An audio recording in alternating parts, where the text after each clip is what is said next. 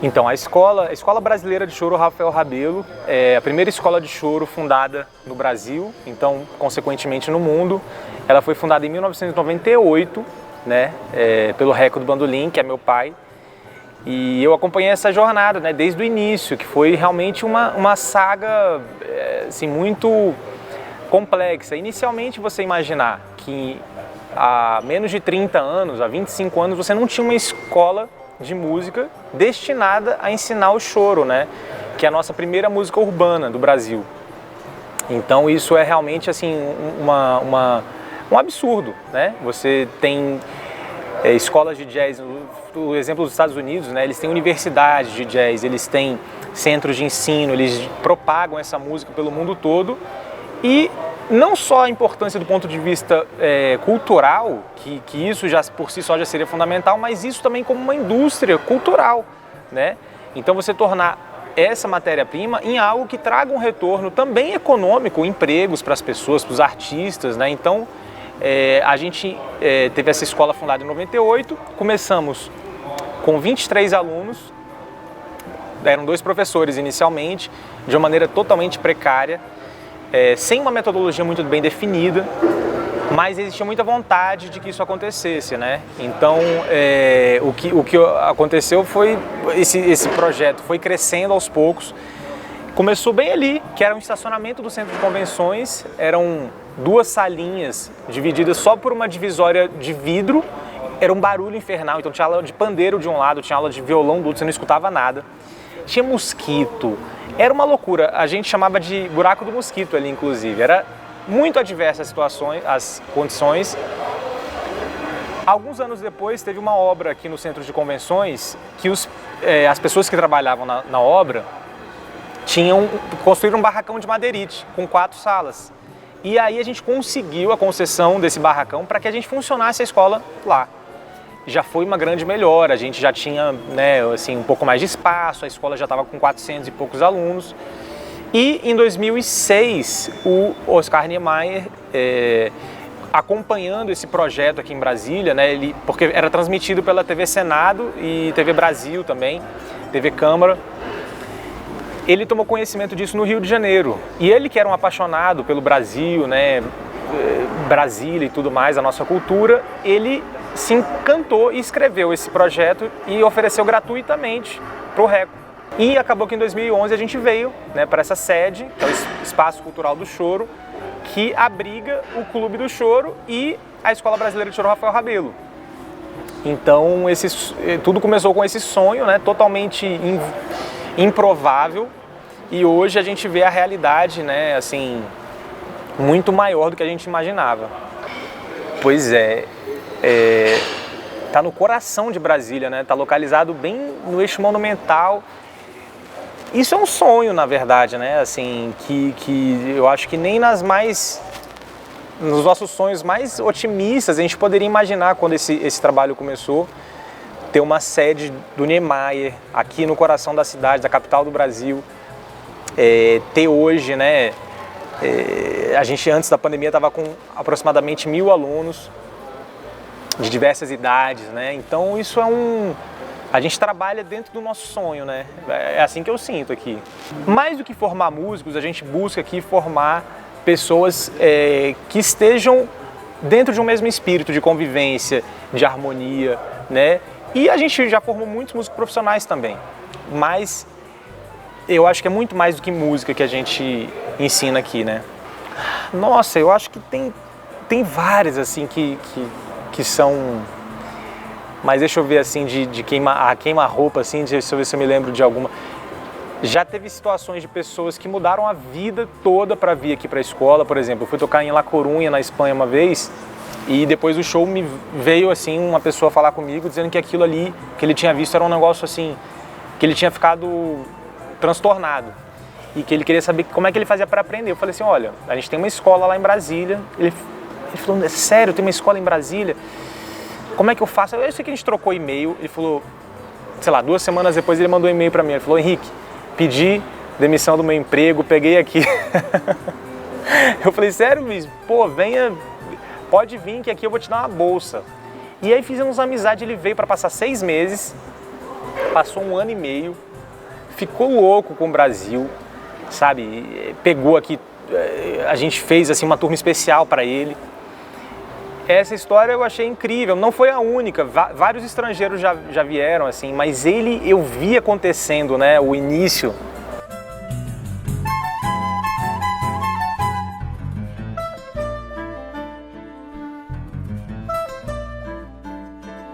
Eu estava começando a tocar. Quando a escola foi fundada, eu estava começando a tocar. Eu sempre brinquei, né? Porque meu pai é músico, então tinha sempre um violão dando sopa, um bandolim, né? Uma guitarra. E, assim, fui aprendendo sozinho, né? Meu pai me ensinou as primeiras músicas. E aí eu comecei a frequentar a escola também, né? E aí logo fiz um grupo chamado Sorrindo à Toa, que era um grupo também de alunos da escola.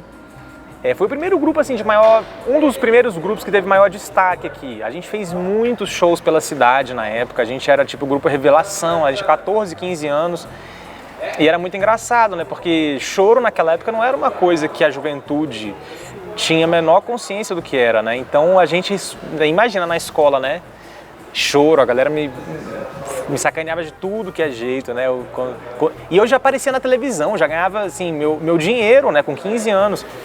E ele falou, nossa, mas tu toca choro, velho, que é isso? Eles se reúnem pra ficar chorando, aquela brincadeirinha.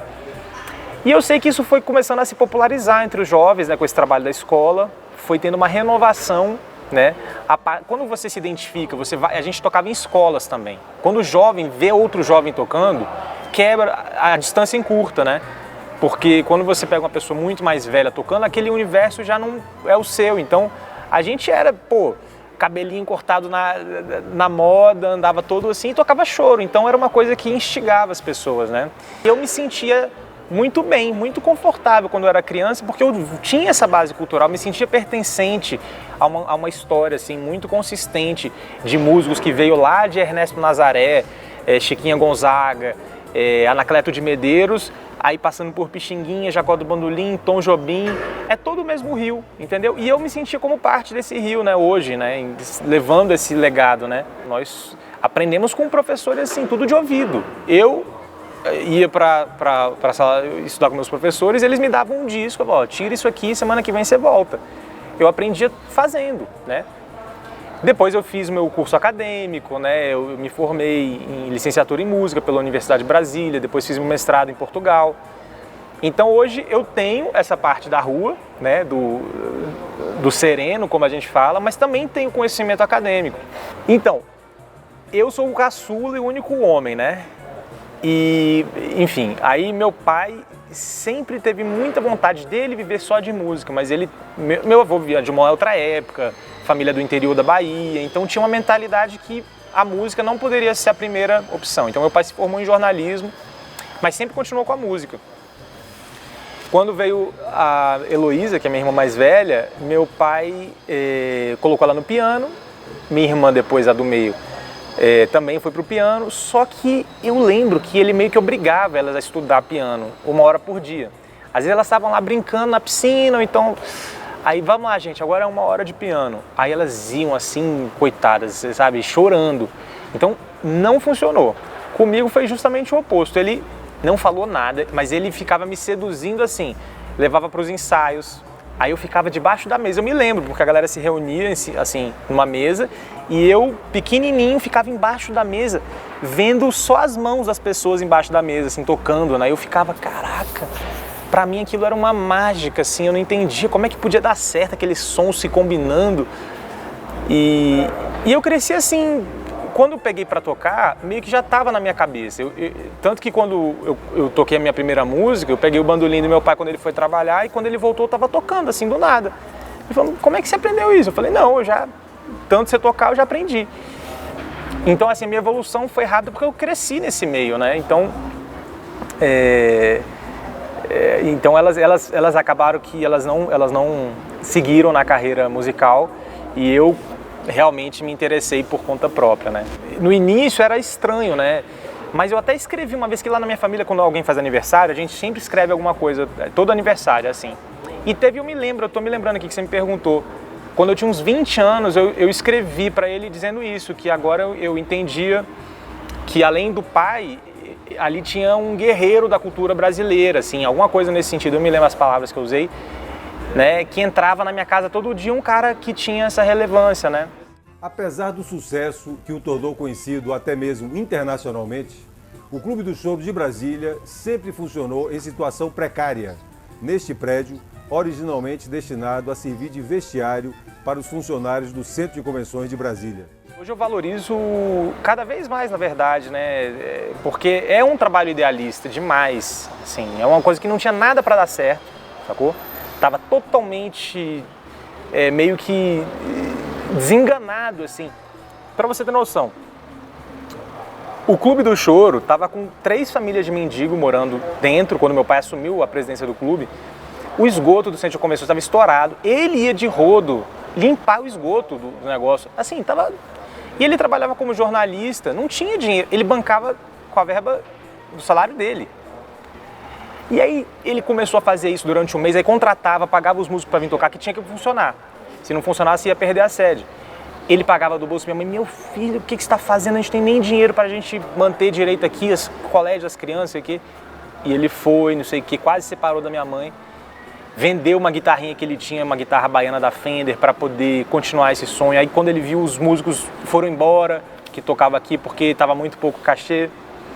Então, assim, eu respeito muito essa história, né? E sou muito grato de poder participar. E fui me qualificando, né? Então, fui tocando com os artistas, fui me desenvolvendo, estudando, fui entendendo de música, de produção. Até que, naturalmente, eu fui assumindo essas posições, né? De primeiro coordenador pedagógico, depois passei à diretoria. Eu acho que aqui, esse trabalho da escola é um recado de dignificar o músico e a nossa música, né? É você tratar de uma maneira... honrar esse legado, né? Essa escola é isso, é honrar esse legado riquíssimo de todos esses gênios, né?